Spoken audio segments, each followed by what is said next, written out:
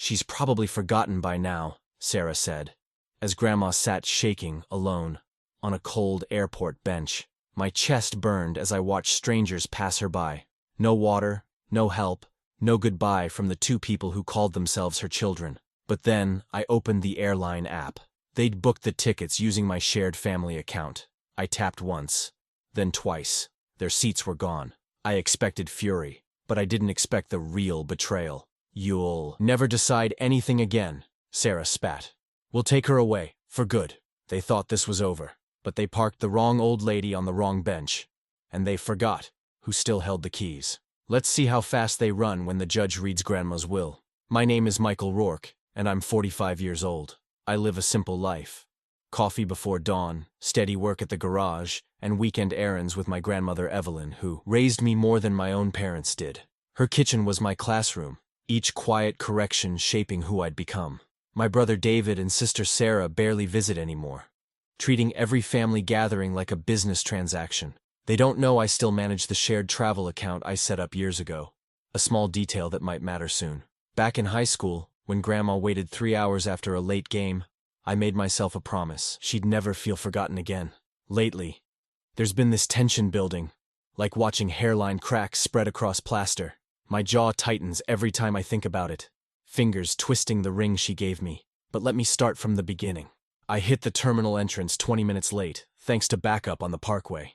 The stale air conditioning washed over me like a wave of lost time.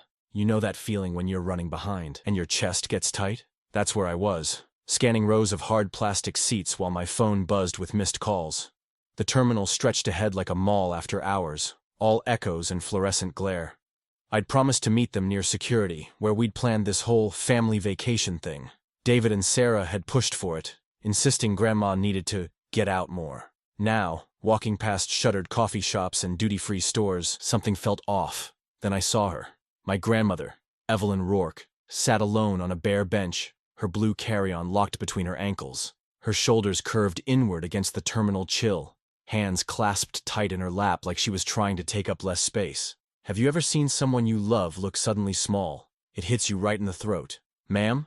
An airport attendant touched my arm as I approached. Young guy, maybe mid-20s. With that look people get when they have to deliver bad news. "If you're with the elderly lady, her family went through security about 15 minutes ago. They said she'd catch up." My stomach twisted. "They what? The younger folks? Man and woman? They seemed in a hurry to make their flight." He lowered his voice. Said something about her being too slow for the security line. I remembered the coffee mug Grandma kept in her kitchen window, the one she'd fill while teaching me about right and wrong. The memory made this moment sharper somehow, more bitter. "Michael." Grandma's voice was thin, uncertain. "Could you get me some water?" Sarah said they needed to check in, but she trailed off, fingers working at a loose thread on her sleeve. That nervous gesture took me straight back to watching her mend my Little League uniform after games, careful stitches holding things together. Of course, I steadied her with one hand, feeling the slight tremor in her shoulder. Past the TSA checkpoint, passengers streamed toward their gates. No sign of my siblings, though I could picture them perfectly. David probably checking sports scores on his phone. Sarah tapping her designer heels, both congratulating themselves on their clever time management. The departure board loomed overhead, numbers flipping like playing cards. Their flight would board in 20 minutes, final call in 45. I watched those digital minutes tick down and felt something crack inside me. That clean, sharp sound ice makes when winter ponds start to break. This wasn't some mix-up or misunderstanding. They'd planned it, probably from the start. Get Grandma to the airport, ditch her like unwanted luggage, and what? Trust that someone else would handle their mess? The realization settled cold and heavy in my chest. I pulled out my phone, fingers moving before my racing thoughts could catch up.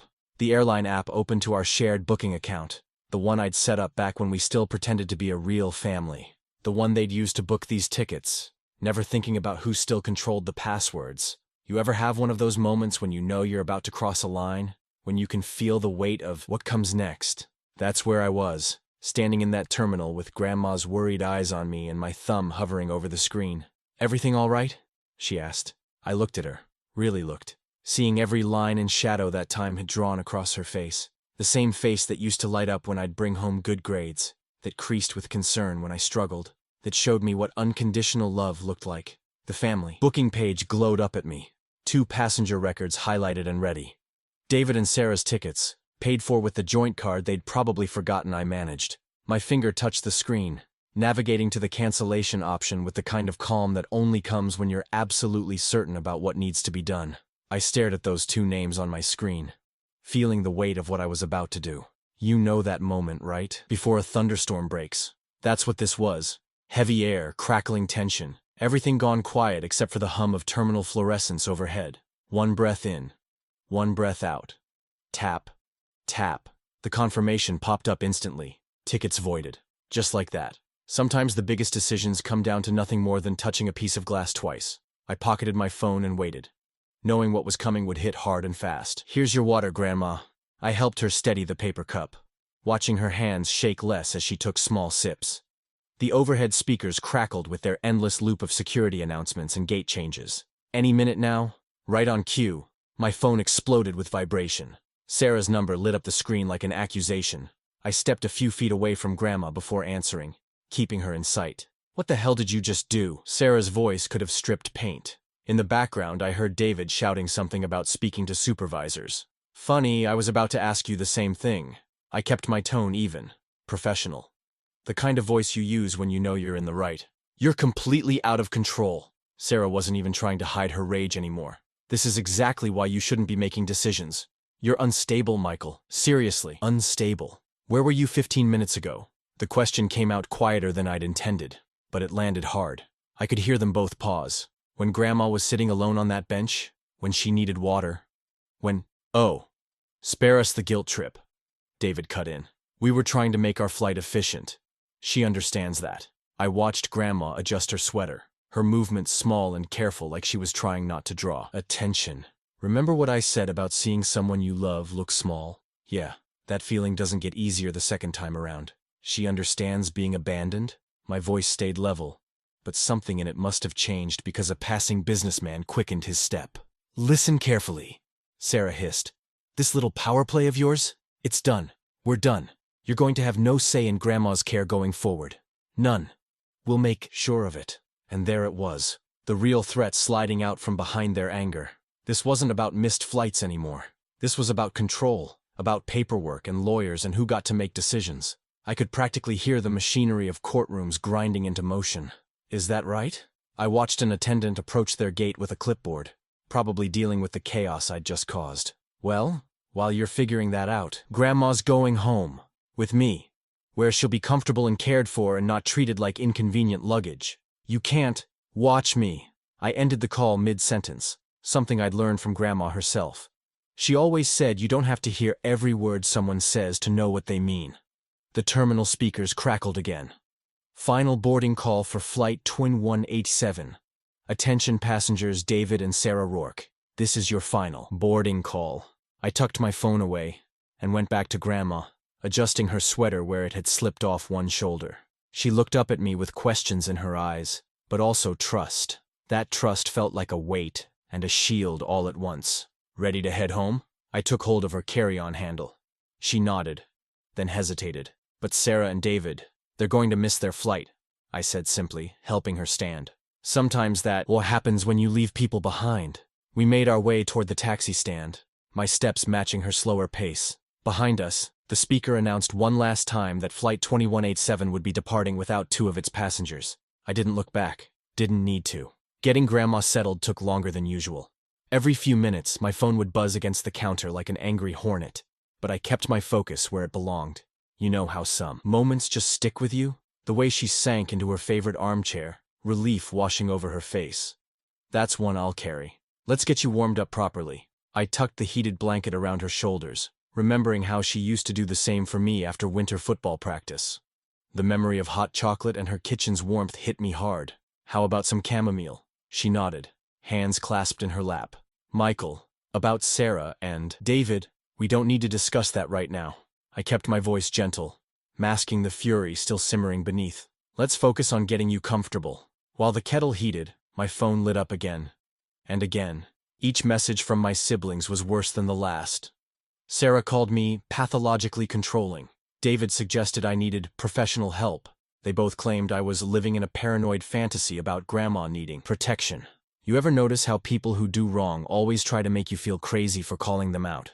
I took screenshots of everything, creating a folder labeled Airport Incident. Better to have documentation and not need it than the other way around. Between making tea and checking on Grandma, I called Dr. Matthews' office. "Hi, Susan. It's Michael Rourke. Eleanor Rourke's grandson? I need to request her latest mobility assessment and stress management recommendations." "Of course, Michael. Everything okay?" "Just being thorough." I watched Grandma through the kitchen doorway as she dozed in her chair. "Could you note the date and time of this request in her file?" While I was still on the phone, a text came through from Jenny, our cousin on Mom's side. My stomach tightened as I read it. "Heads up. S&D telling everyone Grandma wanted that trip. Say you're making problems where there aren't any. You okay?" The anger I'd been carrying crystallized into something harder, cleaner. You ever had that moment when you realize a fight's unavoidable? So you start preparing? That's where I was. I ordered a new pill organizer online, one of those 7-day ones with morning and evening compartments. Added some grocery delivery slots for the week ahead. Made follow-up appointments with both her regular doctor and the physical therapist. "We'll keep things calm this week," I promised Grandma as I refreshed her tea. No surprises. That's when the knock came. The mail carrier stood there with a certified letter, requiring a signature. The envelope was heavy, official-looking, with the county office's return address stamped in the corner. You know that feeling when you see something and immediately know it's going to change things? Yeah, that. Grandma had finally dozed off properly, her breathing slow and steady. I set the envelope on the kitchen table, partially hiding it under the fruit bowl where she wouldn't spot it right away. The afternoon sun caught the metal clasp, making it gleam like a warning. My fingers itched to tear it open, but I forced myself to wait. Whatever was in there could wait until after dinner. No sense in risking Grandma's rest with what I suspected would be unpleasant news. Instead, I sat at the table, watching that envelope and remembering something Grandma used to say when I was young. Patience isn't about waiting. It's about how you act while you're waiting. The phone buzzed again. Another message. Another accusation. But I stayed where I was, keeping watch over both Grandma's sleep and that envelope, knowing the real fight was just beginning to take shape. After Grandma's nap, I heated up some homemade chicken soup I'd frozen last month. The kind she taught me to make, with tiny pasta stars and fresh dill. Some habits stick with you, don't they? The way she'd always say soup was love in liquid form. "Did you see Mrs. Peterson at church last week?" I kept my voice light as we ate, steering clear of anything that might remind her of the airport. Her new hat looked like it could pick up satellite signals. Grandma chuckled, her spoon steady. That woman never met a feather she didn't like. I watched her breathing as we talked. An old habit from when her pneumonia had been bad last winter. But tonight, it was even, relaxed. The kitchen's warmth seemed to help, along with the familiar rhythm of our evening routine. After dinner, I stacked the dishes while she settled in with her crossword puzzle. The routine felt like armor. Rinse, load, wipe down. Each motion a small act of normalcy in a day that had been anything but. "Don't forget your evening pills," I reminded her, checking the labels twice like always. Blood pressure, calcium, the new one for circulation. The orange bottles lined up like soldiers on the counter, each one documented in my phone's medical notes. While she worked on her puzzle, I spread her insurance cards on the kitchen table. Medicare, supplemental prescription plan. I photographed each one, front and back. You never know when you'll need proof of coverage, especially with things heating up. "I need to run back to the airport for something I forgot," I told her once she was comfortable. "Won't be long." The terminal was quieter now. Most of the day's crowds gone. Perfect for what I needed. I took my time photographing the bench where I'd found her, the information desk, the security line where my siblings had disappeared. Each picture tagged with time and location data, digital breadcrumbs for whatever path this mess might take. Back home, I created a binder labeled Airport Incident in clear block letters. Inside went printouts of Sarah and David's texts, arranged chronologically. Each page protected in plastic, like preserving evidence at a crime scene. Funny how betrayal makes you think like that. The certified envelope still sat under the fruit bowl, watching me, waiting. From the living room, I could hear Grandma's soft breathing. She'd fallen asleep in her chair again, crossword puzzle tilted in her lap. In the dim light, her face looked younger somehow, peaceful in a way that squeezed my chest. Remember when I mentioned that promise I made back in high school? It was burning in my throat now, hot as fresh coffee. I moved through the kitchen, switching off the overhead light, but I couldn't stop my mind from circling that envelope like a moth around a porch light. What was inside? Notice of legal action? Petition for guardianship? Some formal accusation wrapped in courthouse language? The binder sat open on the counter, organized and ready. I slipped the envelope into the front pocket without opening it. On a bright yellow sticky note, I wrote tomorrow's date and added, "Open with clear head. After breakfast." Grandma stirred in her chair as I helped her to bed. "Such a good boy," she murmured, half asleep. "Always were." I clicked off her bedside lamp, leaving just the amber glow of her nightlight. The envelope could wait. Tonight was for keeping promises, not breaking seals. Back in the kitchen, darkness had settled in like an old cat, comfortable and quiet. The binder's outline was just visible on the counter, that unopened envelope safely tucked inside. Sometimes waiting is its own kind of action. "Good night, Grandma," I called softly from her doorway, though I knew she was already asleep. Some habits you never break, no matter how old you get. Morning sunlight streamed through the kitchen window as I watched Grandma stir her oatmeal. Brown sugar melted into little golden rivers, the way she'd always made it for me when I was sick. My coffee had gone cold, but I barely noticed. That certified envelope sat between us like an unwelcome guest. "Everything all right, dear?" she asked, catching my stare. "Just some paperwork to handle," I said, keeping my voice steady. "You enjoy your breakfast." The envelope's seal cracked with a sound like breaking ice. Inside, courthouse letterhead stared back at me in stark black and white. My siblings had filed for power of attorney, claiming I was emotionally compromised and financially unreliable. The hearing date was circled in official blue ink. 30 days from today. My hand didn't shake as I reached for the wall calendar. You'd think it would, but anger can steady you sometimes. I grabbed a red marker and drew a thick circle around the date. Below it, I wrote in capital letters, 30 days. Prove care. Remember when your teacher would start a countdown to a big test? This felt like that, but with Grandma's future hanging in the balance instead of algebra grades. "Think I'll call Dr. Martinez today," I said casually as Grandma finished her oatmeal. "Just to update her on your medications." That call was first in what became my daily battle plan. Dr. Martinez's office promised complete records within the week. I worked my way down the contact list. Cardiologist, physical therapist, even the pharmacy where we filled her prescriptions. Each conversation ended with the same request. "Please note any changes in her condition since the airport incident." The phone kept ringing with other calls too. Mrs. Chen from next door had heard things from my sister. The Wilsons across the street were concerned after talking to my brother. "Actually," I told Mrs. Chen, "I have documentation of exactly what happened. Would you like to see the airport security footage timestamps? You know what stops rumors cold? Facts. Hard, dated, documented facts." Between calls, I watched Grandma like a hawk. The stress was getting to her, no matter how I tried to shield her. Her afternoon naps stretched longer. Her hands trembled more when lifting her teacup. I logged every change in a notebook, marking time and duration. The legal aid clinic downtown squeezed me in between clients. The intake worker, Betty, had kind eyes and a no-nonsense attitude that reminded me of Grandma. "Power of attorney challenges are tricky," she warned, sliding a stack of forms across her desk. "But abandonment evidence helps. Fill these out, all of them. Every detail matters." Back home, I spread the paperwork across the kitchen table while Grandma watched her evening shows. The binder was getting thick now. I created sections with colored tabs: medical records, incident documentation, character statements, legal forms. My talking points for court filled 3 pages. The red circle on the calendar seemed to pulse every time I looked up. 29 days left now. 29 days to prove what I'd known since I was a kid, helping Grandma snap beans on the back porch, that some bonds run deeper than blood.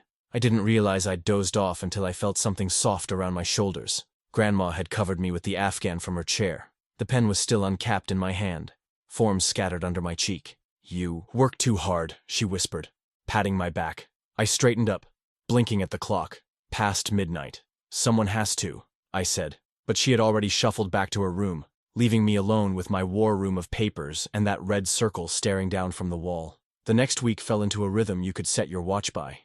Every morning started with Grandma's pills sorted into those little plastic compartments. Blue for morning, yellow for night.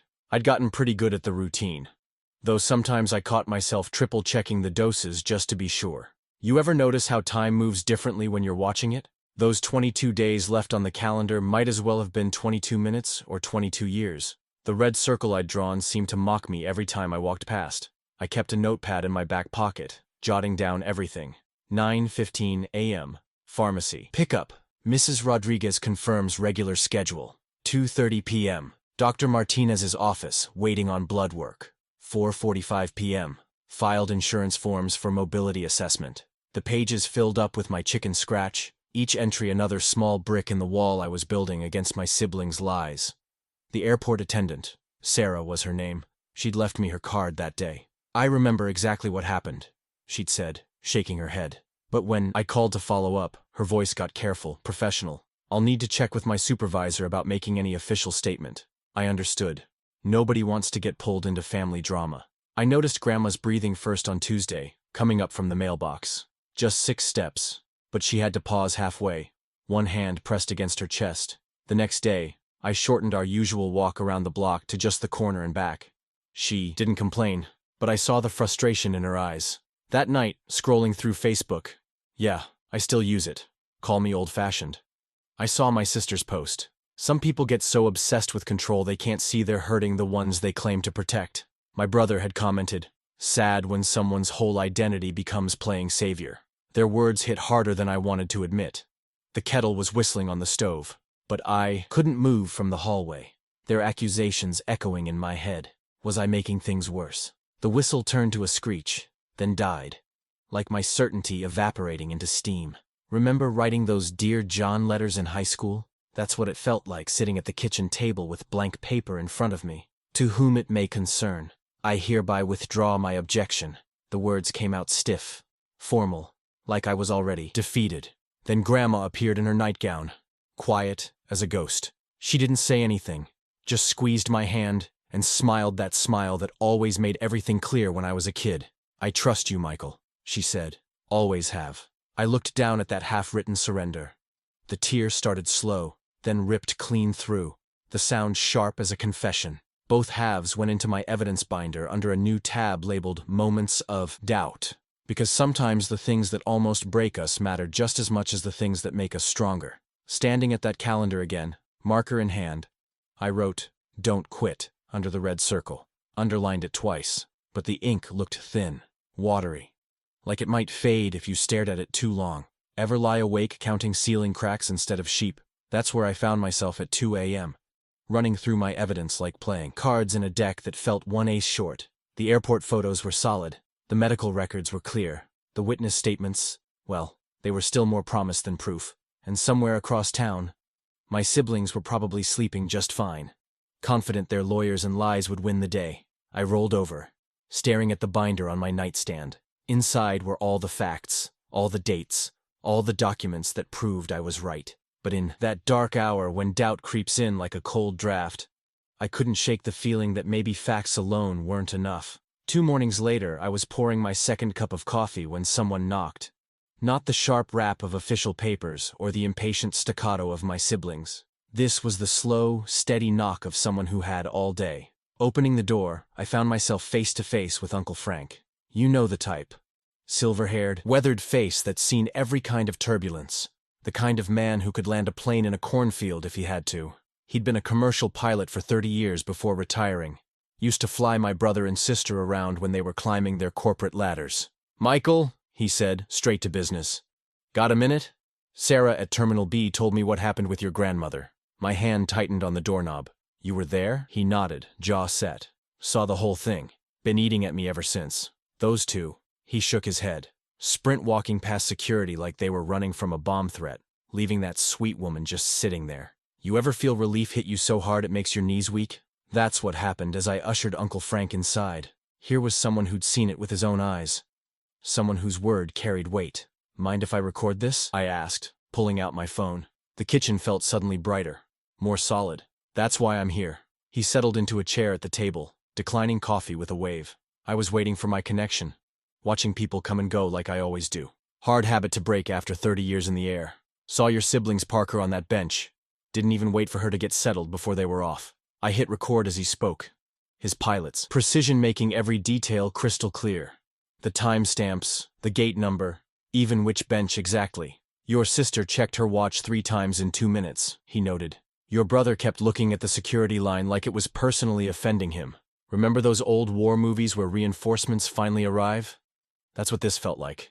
I was taking notes so fast my handwriting looked like seismograph readings. Would you be willing to testify to this at a hearing? I asked, trying to keep my voice steady. It's in 18 days. Already marked my calendar, he said. Sarah told me the date. I'll be there with bells on. He paused, then added, and Michael? I've got photos. My pen froze mid-word. Photos? He pulled out his phone, swiped through to show me. There they were. My siblings speed-walking away from the bench, Grandma's confused face as they left her. Behind, Uncle Frank, bless his old pilot's instincts, had documented everything. After he left, we drove to the airport together, walked through the terminal, marking exactly where he'd been standing, where Grandma sat, the angles that made everything clear. I practiced questions that would keep his testimony focused on facts, not emotion. No jury likes a witness who seems angry, even when they have every right to be.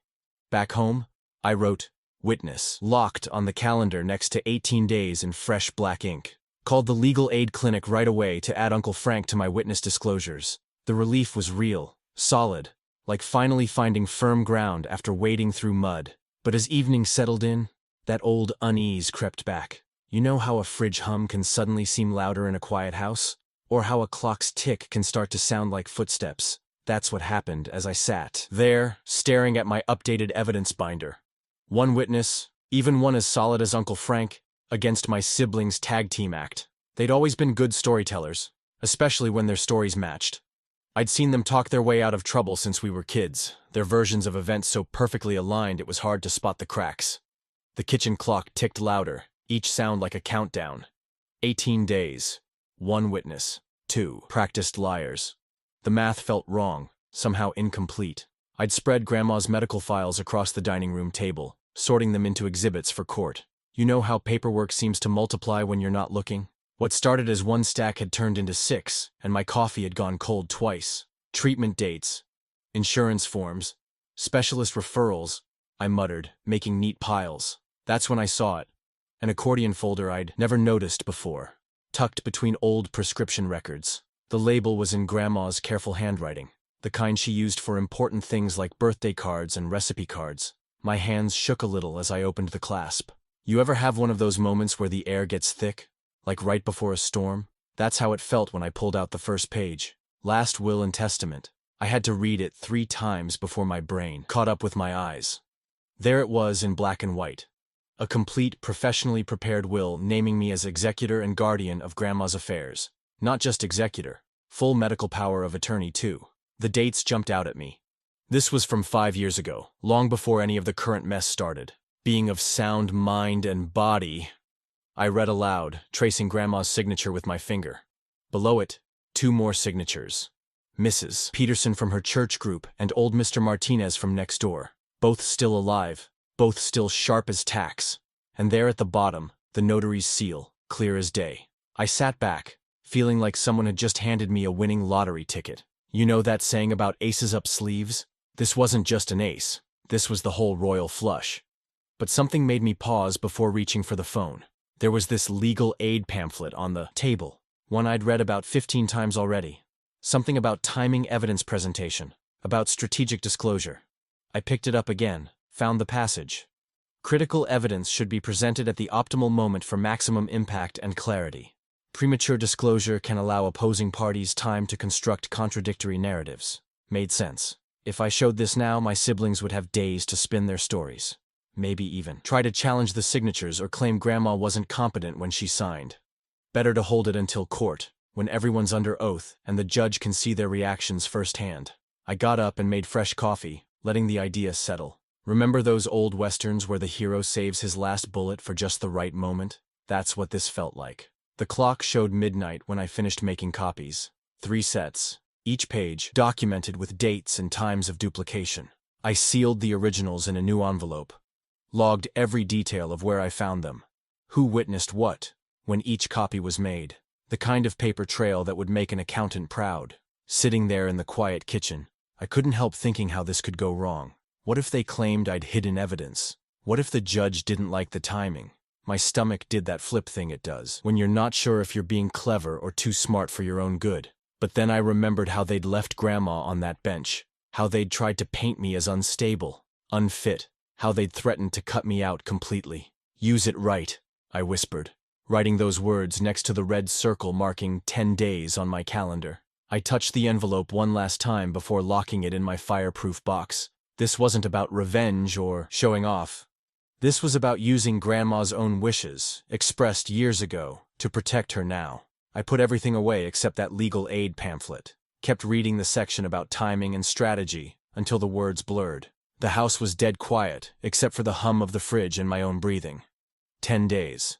10 days to get this exactly right. I've been in courtrooms before. Traffic tickets, jury duty, that kind of thing.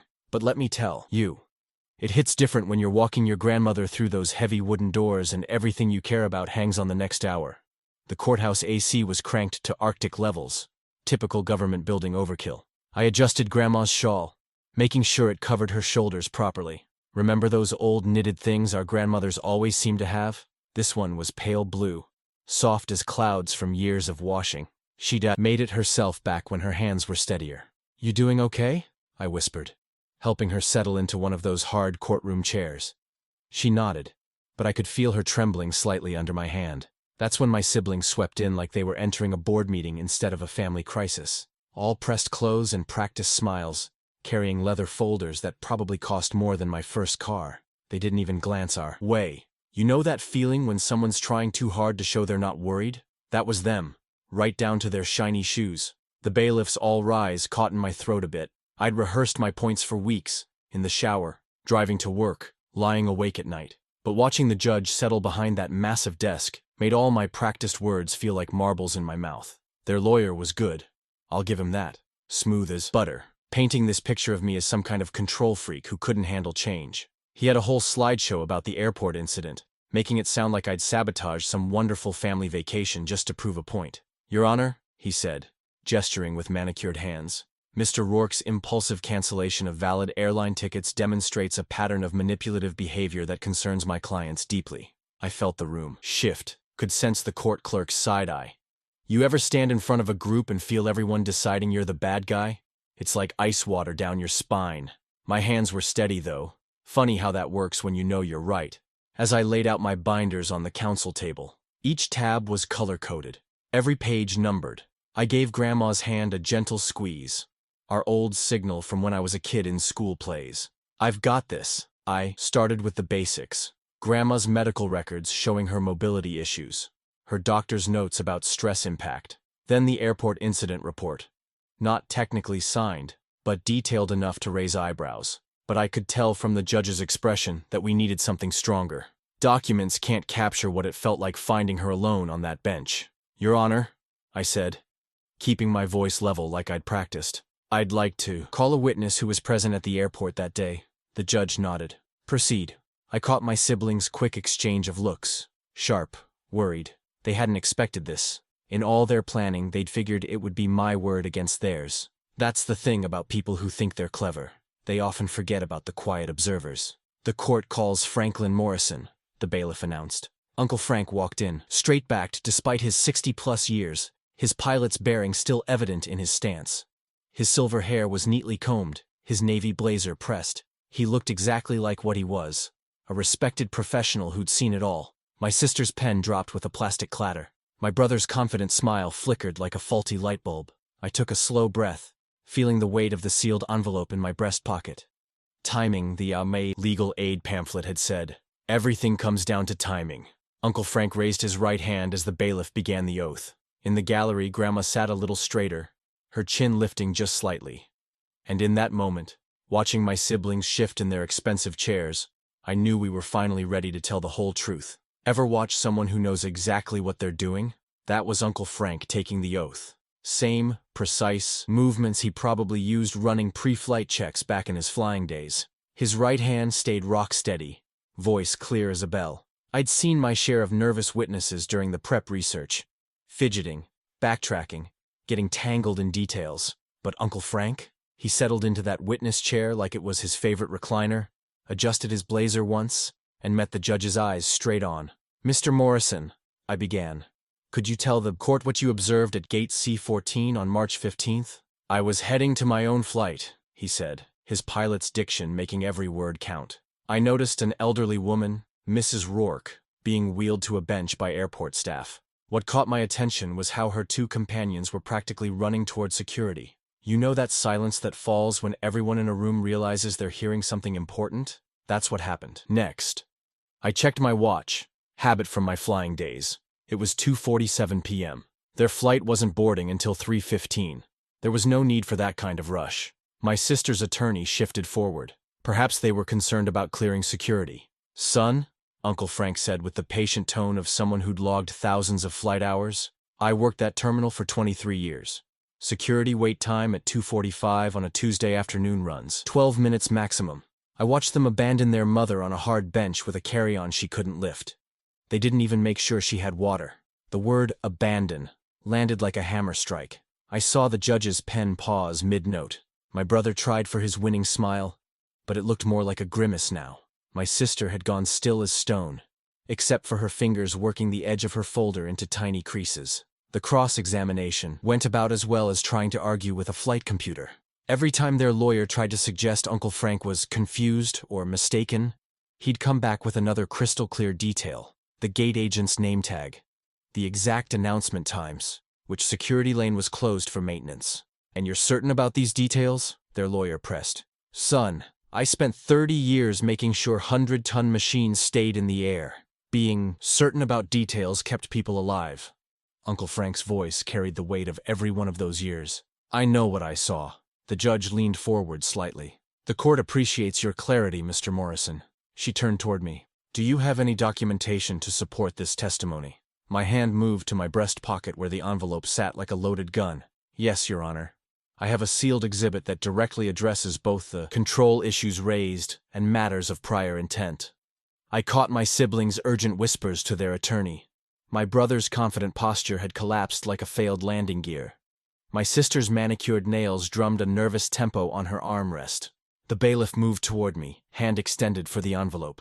I felt the weight of the moment, heavy as storm clouds before lightning strikes. Everything we'd built toward, the medical records, the airport logs, Uncle Frank's testimony, had laid the foundation. Now came the document that would reshape everything. Remember how I said timing matters?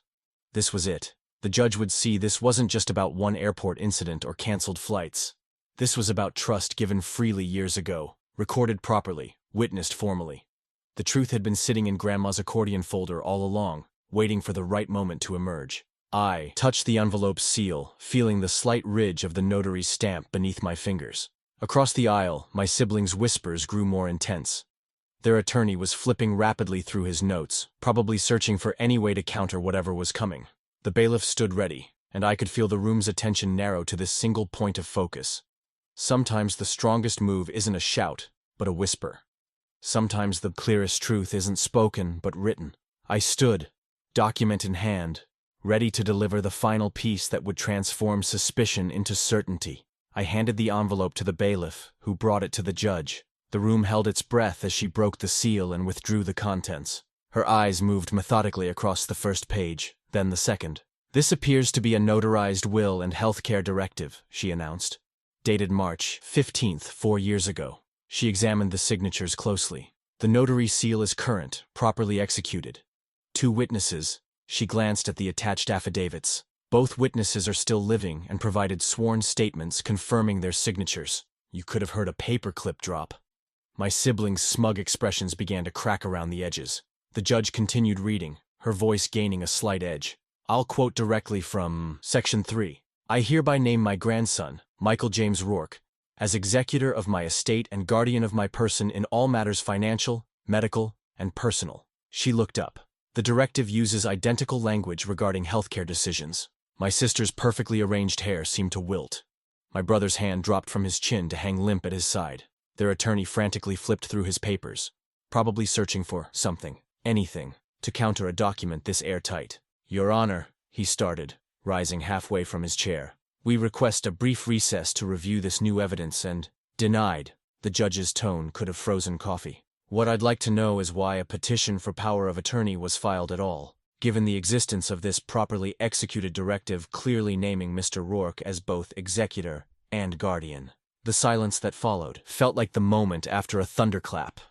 Their attorney opened his mouth, closed it, then opened it again. I stayed quiet. Sometimes the strongest argument is letting someone else's lack of answer hang in the air. I watched the judge's pen move across her notes, drawing a firm line under executor and another under guardian. The sound of the nib scratching paper seemed impossibly loud. I looked over at Grandma. She sat straight-backed in her chair, hands folded neatly in her lap, a small smile playing at the corners of her mouth. There wasn't a hint of surprise in her eyes, just that steady wisdom I'd known all my life. Of course she'd planned ahead. Of course she'd made her choices clear, proper, and legal. Remember that kitchen lesson about measuring twice, cutting once? Turns out it applied to more than just carpentry. My brother was staring at the floor now, his earlier confidence puddled around his feet like spilled coffee. My sister had stopped breathing, or at least it looked that way. She'd gone as still as a department store mannequin. The judge set her pen down and lifted the gavel slightly. The wood made a soft sound against the bench pad, just enough to draw every eye in the room. I felt Grandma's hand find mine, and I gave it a gentle squeeze. All those years ago, watching her wait alone after my high school game, I'd promised myself she'd never feel discarded. Now that promise sat beside me like a shield, solid and sure. The courtroom seemed to draw in on itself, like air being pulled into a jet engine. Even the usual shuffle of papers and creaking of chairs had gone silent. We were about to cross from what might happen to what is. That moment when all the preparing, all the collecting, all the waiting finally crystallizes into something real. I steadied my breathing, kept my eyes forward, and felt Grandma's pulse through our joined hands, calm and steady as a metronome. Whatever came next would write itself into family history. The gavel hung suspended, ready to punctuate the final line of this chapter. Sometimes justice arrives with a whisper, sometimes with a roar. But when it comes backed by truth written in black and white, signed and sealed years before anyone thought to question it, it arrives with the pure, clean force of something that was always meant to be. The judge's voice cut through the suspended silence like a steel blade. Based on the evidence presented, including testimony and documentation, this court finds the petition for power of attorney is denied. She adjusted her glasses, voice gaining gravity. The existing directive, properly executed and witnessed, shall control. This court formally recognizes Michael James Rourke as both executor and guardian, with full authority over all matters specified therein. My siblings seemed to shrink in their chairs. Their attorney's shoulders slumped as he gathered papers with trembling fingers. But the judge wasn't finished. She fixed my siblings with a stare that could have stripped paint. Furthermore, this court feels compelled to address the incident that precipitated these proceedings. The abandonment of an elderly woman at an airport bench, confirmed by credible witness testimony, shows a disturbing lack of judgment and basic human consideration. My sister's face went chalk white. My brother's jaw worked silently, like he was chewing on words he couldn't swallow. "Clerk," the judge continued, "please note in the record that the petitioners left their elderly mother unattended in a public space without proper support or notification to airport staff." The scratch of the clerk's pen seemed especially loud. In the gallery, I heard the rapid clicking of laptop keys. Had to be the courthouse reporter who covered family court cases. Such conduct raises serious concerns about decision-making capacity and primary caregiver suitability. You know that moment when you realize you're watching someone lose more than just a legal battle? Their carefully maintained image was crumbling like old plaster, right there in open court. Everything they'd built, the respectable facades, the polished stories, all of it washing away under the harsh fluorescent lights. This matter is concluded. The gavel fell with a sharp crack that seemed to echo off the wood-paneled walls. I stood, gathered our papers, and helped Grandma to her feet. "Thank you, Your Honor," I said, keeping my voice steady and professional. No need for triumph or theatrics. The truth had done all the heavy lifting. The walk from the courtroom to the courthouse steps felt like floating. Grandma's hand rested in the crook of my arm, light but present, just like when she'd guided me through learning to tie my shoes. The heavy doors swung open, and sunshine poured over us like warm honey. A small crowd had gathered. More reporters, a few courthouse regulars who'd heard something interesting was happening in family court. Cameras clicked and whirred, but they felt distant, unimportant. I helped Grandma settle onto one of the stone benches that flanked the courthouse steps. From my messenger bag, I pulled out the silver travel cane I'd bought her last week. Lightweight aluminum with an ergonomic grip and 4-point base. No more wobbling or uncertainty when she needed to stand. Here you go, I said softly, laying it across her lap. The metal caught the sunlight and threw it back in bright flashes. She ran her fingers along the smooth surface, smiling that smile that always meant I'd done something right. Across the plaza, my siblings emerged from the courthouse. They moved like people walking through deep water, slow and resistant.